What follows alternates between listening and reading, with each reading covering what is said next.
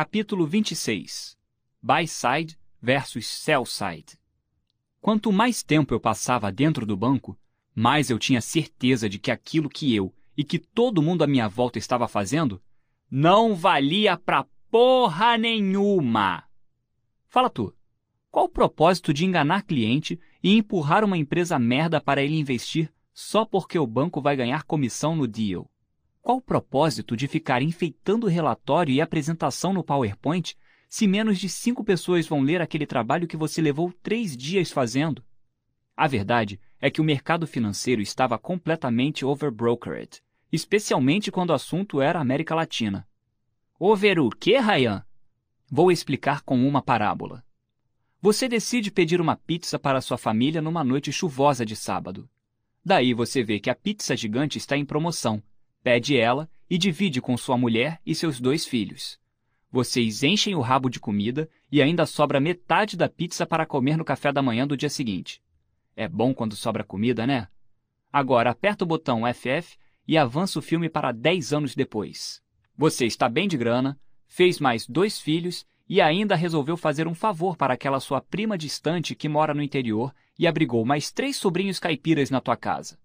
Se você pedir a mesma pizza, o que vai acontecer com o tamanho da fatia de cada um? Aí bate uma crise, você perde o emprego e tudo que você consegue pagar é uma pizza brotinho para as 9 pessoas que moram na tua casa. Cada um vai pegar um pedaço minúsculo que não vai servir nem para tapar o buraco do dente. Resultado: todo mundo se rebela e puxa o tapete do outro para não morrer de fome. Os bancos e corretoras do sell side, bocas, competem pela atenção do cliente, pizza. Ganhou a atenção? O cliente vai lembrar disso, vai operar alguns milhões com você e uma parte dessa grana vai cair na tua mão como comissão. Só que, com 30 competidores praticamente iguais correndo atrás do mesmo pedaço de pizza, como é que você vai se diferenciar? Irmão, olha a caixa de e-mail de um cliente do buy-side.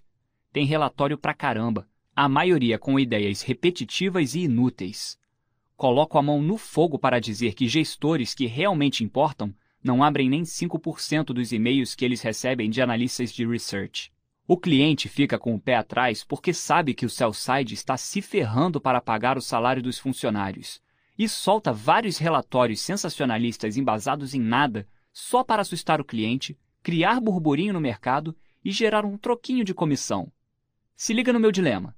Me senti insignificante a vida inteira, sofria bullying por ser preto na infância, não pegava ninguém na adolescência e me sentia burro na faculdade.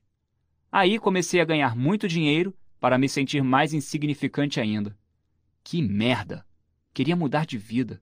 Mas estava muito confortável ganhando em dólar, morando em Times Square e saindo com modeletes gringas em época de New York Fashion Week.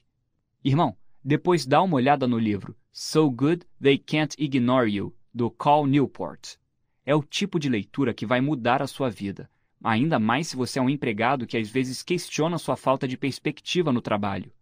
Newport argumenta que o pior emprego do mundo não é aquele onde a pessoa ganha mal.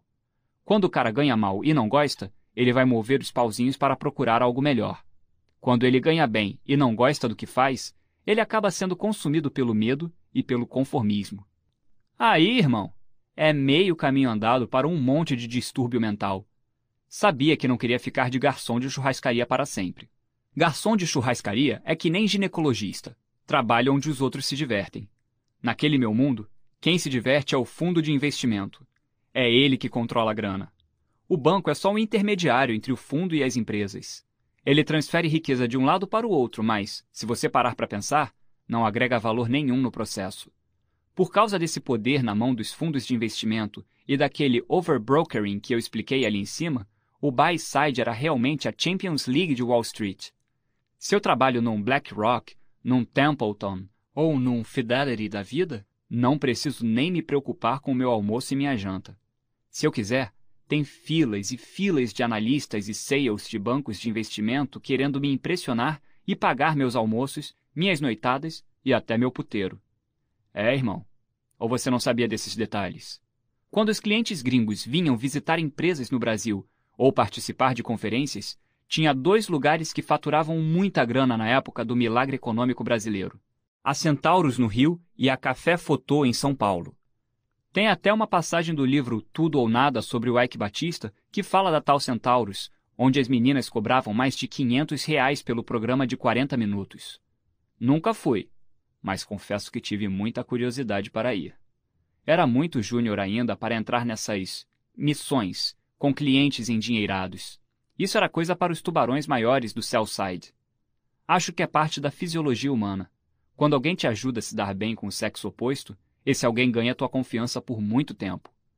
Sabendo desse misterioso conceito da psicologia, os bancos liberam uma verba de diversão para gastar com clientes e chamam isso de T&E.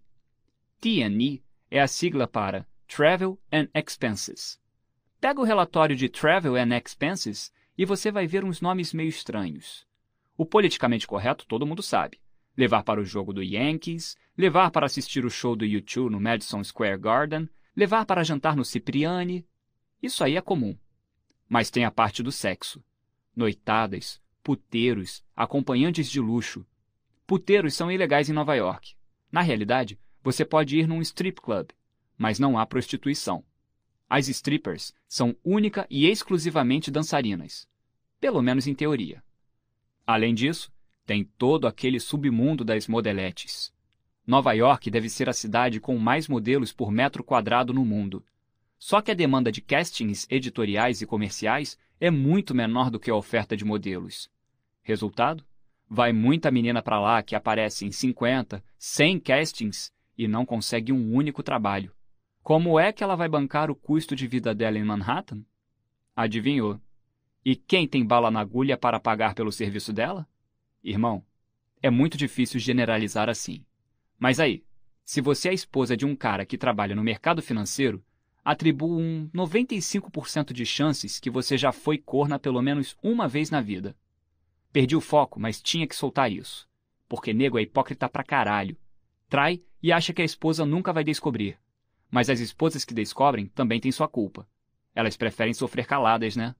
Se separar do marido rico, quem é que vai bancar estilo de vida luxuoso e gastão dela? Encontrar outro homem que vai te dar diamantes Swarovski de aniversário não é uma tarefa muito fácil, não. Especialmente para uma mulher divorciada e com filhos para criar. O bagulho é realmente louco. Wall Street vive de aparências. E é a capital mundial dos casamentos de fachada estilo House of Cards. Como eu falei ali em cima, o filé mignon era o buy-side. O difícil era conseguir um trampo para trabalhar do lado de lá da mesa. Um dia, meu mentor Will me mandou uma mensagem me convidando para completar o time de pelada dele no Chelsea Piers. Quase tive um orgasmo. Futebol era exatamente o que faltava na minha vida. O JP Morgan pagava o aluguel de um campo de grama sintética no Chelsea Piers para entreter os clientes do buy-side e construir um laço de amizade com a galera endinheirada que operava com eles. Chelsea Piers é um galpão enorme que fica na beira do rio Hudson, na altura da 14th Street.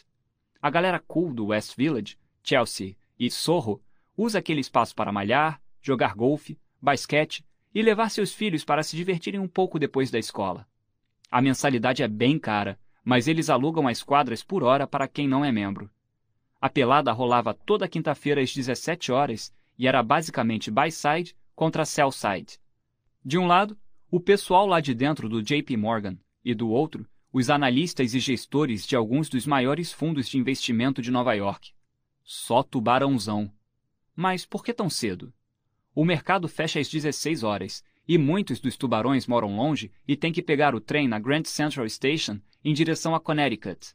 Se marcar a pelada para 8 da noite, os caras vão chegar muito tarde em casa e vão ouvir desaforo da mulher. Fora isso, o que ele vai fazer entre as 16 horas e as 20 horas? O pessoal que é solteiro mora por Manhattan.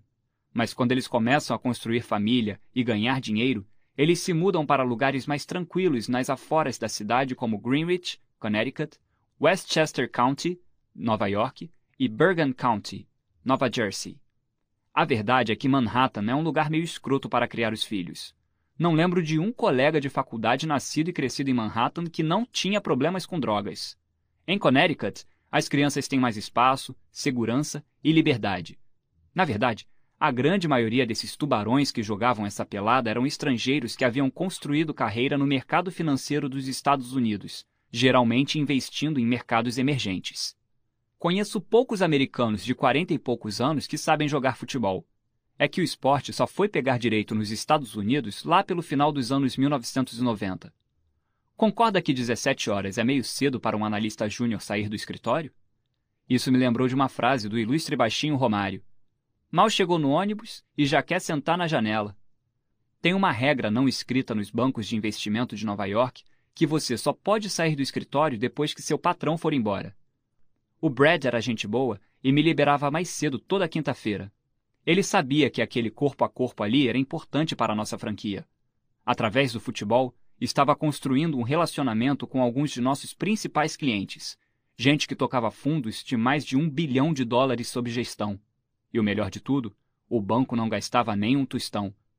Mas tinha que deixar na encolha. Se nego soubesse que eu estava frequentando a pelada do JP Morgan, ia pegar muito mal. E ia ser pior ainda para meu mentor, o eu, né?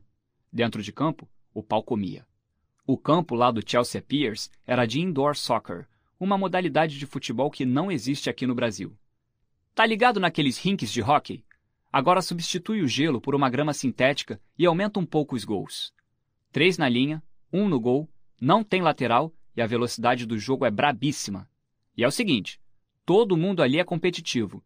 Se não fosse competitivo, não teria sobrevivido tanto tempo no mercado financeiro. Resultado? Ninguém queria perder naquela porra. Era cotovelada pra cá, empurrão pra lá, mas eu só podia responder na bola, né? É claro que não podia entrar na catimba porque eu era do sell side. Um desentendimento ali dentro de campo podia ferrar minha imagem com meus clientes. Fora isso, os caras do time do JP Morgan eram possíveis futuros empregadores. Meu pai sempre me forçou a buscar ser o melhor. Era o melhor aluno do melhor colégio do Rio de Janeiro, prestei vestibular para a melhor faculdade de business no mundo, virei o melhor punter da minha liga, etc. Naquela altura do campeonato, estava longe de ser o melhor trabalhando num banco relativamente fraco como o Citi. Enquanto a plataforma do Citi para a América Latina era considerada um lixo, o JP Morgan estava sempre brigando com o BTG Pactual, com o Bank of America Merrill Lynch e com o Itaú BBA pelas posições no topo do ranking.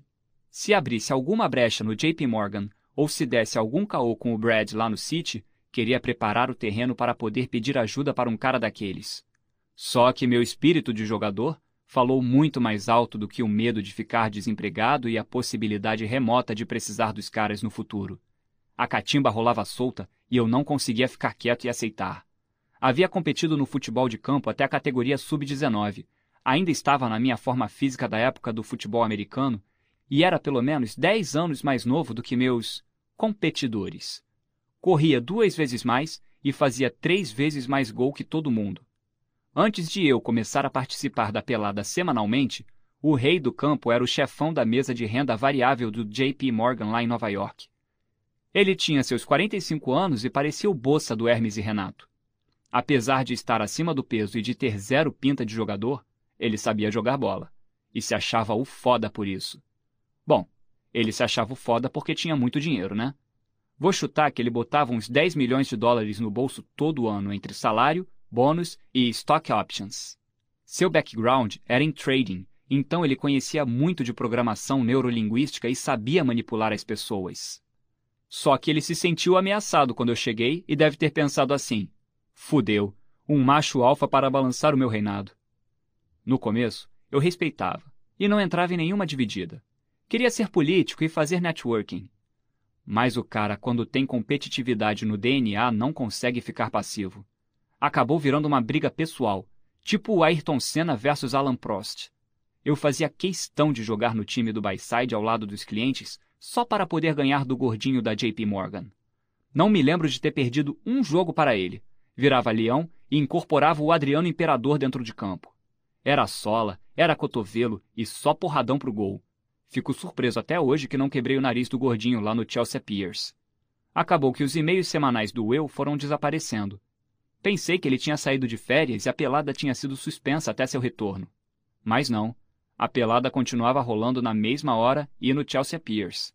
Só fui saber uns 2 meses depois que tinha sido expulso da pelada. Segundo eu, o chefe dele disse para não me convidar mais porque eu chutava muito forte. Tadinho dele. Mas tadinho de mim também, né? Aquela pelada do JP Morgan era a minha maior diversão em Nova York, uma espécie de válvula de escape. Tinha que procurar outra distração para esquecer toda a dor e toda a insignificância que vinha com o meu trabalho.